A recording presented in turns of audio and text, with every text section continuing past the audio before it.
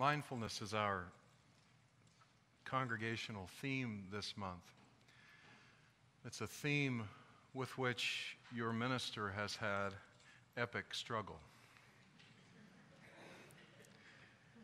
James Baraz defines mindfulness as simply being aware of what's happening right now without wishing it were different. Enjoying the pleasant without holding on when it changes, which it will. Being with the unpleasant without fearing it will always be this way, which it won't. End quote. I used to think I needed to force myself to meditate in certain ways in order to achieve mindfulness. So I sat in silent meditation with Buddhist monks, with priests, with nuns, with Unitarian Universalist colleagues. I chanted Sanskrit mantras and meditated with hundreds of people in a Hindu temple. I spent long periods cross-legged on a meditation pillow, striving not to strive.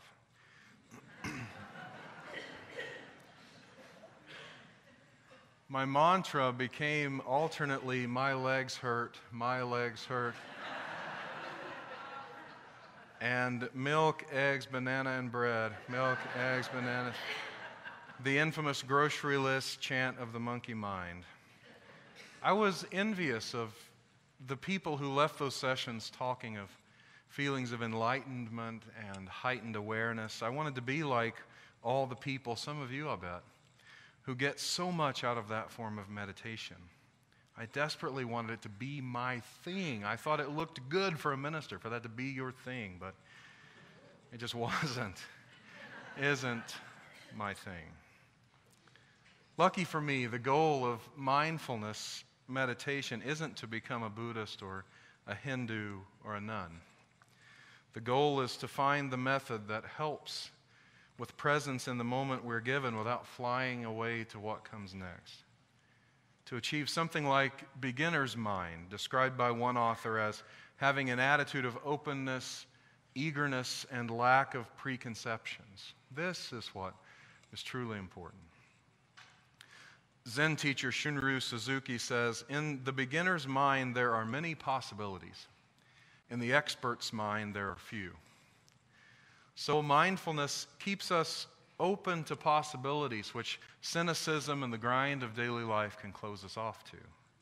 It keeps our hearts from hardening, even when we run the risk of being wounded.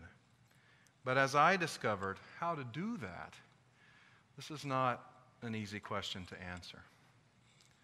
There's a story from our faith tradition that is a great reminder that what is transformative for one person is not necessarily the same for another.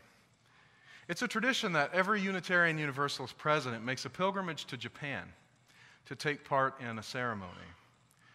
I could never reproduce the account of Bill Sinkford, former UUA president and now minister of our Portland, Oregon congregation, regarding his trip to Japan. But I do want to share it with you. Here it is from a sermon he gave a few years back. He says, I was standing beside a small mountain waterfall at a Shinto shrine in the mountains outside Nagoya during my first visit to Japan. The Guji, or head priest of the Tsubaki Grand Shrine, had invited me to take part in a Shinto cleansing ritual called misoji. The ritual practice involves stepping into the waterfall and allowing the water to cleanse not only the body but also the spirit. Shinto understands that in our daily lives we're drawn away from what they call the way of the kami, the way of the spirit of life, and our lives get out of balance. They don't use the language of sin, but there's a profound appreciation in Shinto for human fallibility. The cleansing rituals are designed to restore balance, to recognize our interdependence, and help people move back toward right relationship when they become alienated from the kami. He continues, did I mention that it was November and a light snow was falling? Or that I was wearing only the ritual loincloth and headband? The Guji led us in ritual exercise and prayer, which made the cold more bearable. He taught us the prayer to say under the waterfall. It translates roughly as, purify my soul, wash my spirit, purify the five senses and my mind. He also told us not to obsess about remembering the Japanese. The goal was to be present to the experience and allow the kami, the spirit, to cleanse the soul. Bill Sinkford says, I was expectant and terrified. One of my predecessors told me that during his Misoji, he was so cold, he couldn't even attempt the prayer. He simply shouted, "Sweet baby Jesus," over and over.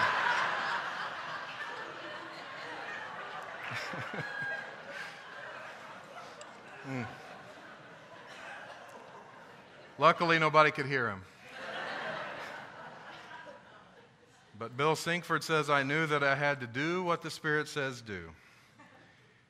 And he concludes, I loved the experience. It was unbelievably cold, and I mangled the prayer. But a priest had to pull me out. I would have stayed too long for my own good.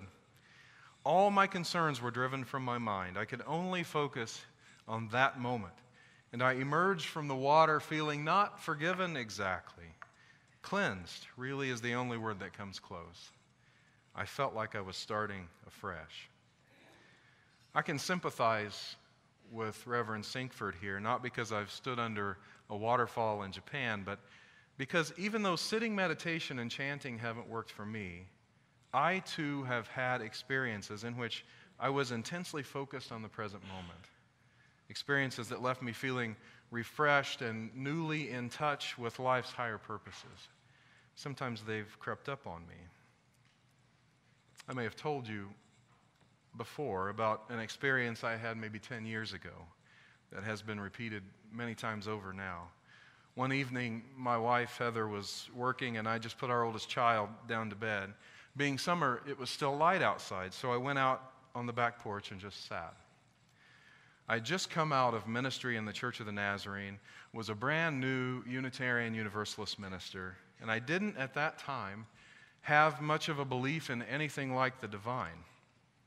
So imagine my consternation when I found myself praying, not to a bearded white guy in the sky, but just praying, offering gratitude to all that is for the little one in the bed inside, a wonderful partner with whom to share the journey, the opportunity to practice ministry in a new setting where I could speak what I thought was the truth. I learned that prayer was still at the core of my spirituality, even if I did have to begin with "to whom it may concern." Just the act of going outside and sitting down with nothing in front of me made space for me for that experience. It was like something was inside me all along, but now it was free to rise to consciousness. It's something like what Abbot George Burke describes when he writes, "Right meditation is a great deal like the opening of a water gate in a dam. Opening the gate does not cause the water to flow out. That is a matter of internal pressure within the dam. The gate just gets out of the way, and the water pours forth in great power." In the same way, when we get out of the way of the Tao in meditation, it will flow forth and flood our life and consciousness with its transforming power and light. That is an important idea, I think. In Taoism, the Tao, or the unnameable all that is often pictured as a river, a flowing river. The object is to sense which way the river is flowing and basically remove impediments, lift the wall of the dam so that you can sense the direction of the river, and so that the river of grace and gratitude, the spirit of life, can flow through you. Western religion, frankly, hasn't been very good at that. Our goal often has been to dam up the river, to make it flow where we want it to flow. Taoism says something different, that there's already a river flowing. Our job is not to create it or to direct its flow. Our job is to find it and to float in it, to trust that it will be there regardless. Let it carry us, being mindful of its movements. We're most aware of the Tao when our minds are as clear as they can be of walls which dam up its flow. With impediments lessened, we can really pay attention to the present moment. Go where it's leading us. Do the work that is before us. keeping at a minimum the tendency to jump ahead. This is one of the many reasons I love riding a motorcycle. When I'm in a car, I am removed in a way from the road and my surroundings by the metal cage I'm sitting in. I turn the steering wheel in my car, I sit straight up and turn the wheel, and the car goes that way. But on a bike, I'm immensely aware of the beauty of nature, of the road, and the people around me. And the body on a motorcycle is essential, your body. Almost becoming an extension of the bike. You don't just turn a steering wheel, you lean with the bike, almost never against the bike, to go around the curves. For me, on a motorcycle, though I'm in continual motion, there's often nothing besides the moment. All right, so I haven't converted you to motorcycle riding. That's fine. It could be anything. Mindfulness isn't about the method. It's a way of living. So we're reminded in our Touchstone Spirituality Journal this month, where Reverend Kirk Lodeman Copeland quotes Thich Nhat Hanh. This is the wider context for Barbara's reading this morning. I'll get to some of the same words. Thich Nhat Hanh's book, The Miracle of Mindfulness, he tells a story about his friend named Jim Forrest. He says, when I first met him 8 years ago, he was working with the Catholic Peace Fellowship. And Thich Nhat Hanh writes, last winter, Jim came to visit. I usually wash the dishes after we finish the evening meal before sitting down and drinking tea with everyone. One night, Jim asked if he might do the dishes. I said, Thich Nhat Hanh, by the way, is a Vietnamese Buddhist monk, if you haven't come across his writing. I said, go ahead, but if you wash the dishes, you must know the way to wash them. Jim said, come on. You think I don't know how to wash the dishes? Thich Nhat Hanh said, I answered, there are two ways to wash the dishes. The first is to wash the dishes in order to have clean dishes. The second is to wash the dishes in order to wash the dishes. I know. Jim was delighted and said, I choose the second way. To wash the dishes, to wash the dishes. From then on, Jim knew how to wash the dishes, Thich Nhat Hanh says. I transferred the responsibility to him for an entire week.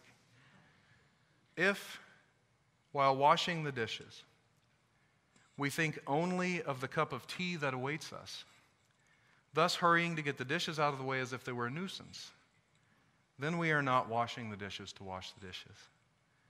What's more, and this is part of the quote that Barbara read, we are not alive during the time we're washing the dishes. In fact, we're completely incapable of realizing the miracle of life while standing at the sink. If we can't wash the dishes, chances are we won't be able to drink our tea either. While drinking the cup of tea, we'll only be thinking of other things, barely aware of the cup in our hands. Thus, we are sucked away into the future, and we are incapable of actually living 1 minute of life. End quote. The first way, doing dishes to have clean dishes, is probably more familiar to many of us. It is to me. It seems ingrained in our version of Western culture, with its emphasis on continual growth and improvement. As soon as Heather and I finished refinishing our kitchen cabinets this past summer, I realized we needed new flooring. We're trained from childhood to see what's in front of us and begin thinking immediately how it can be made better. My God, if even half of us really worked on being mindful and thereby contented,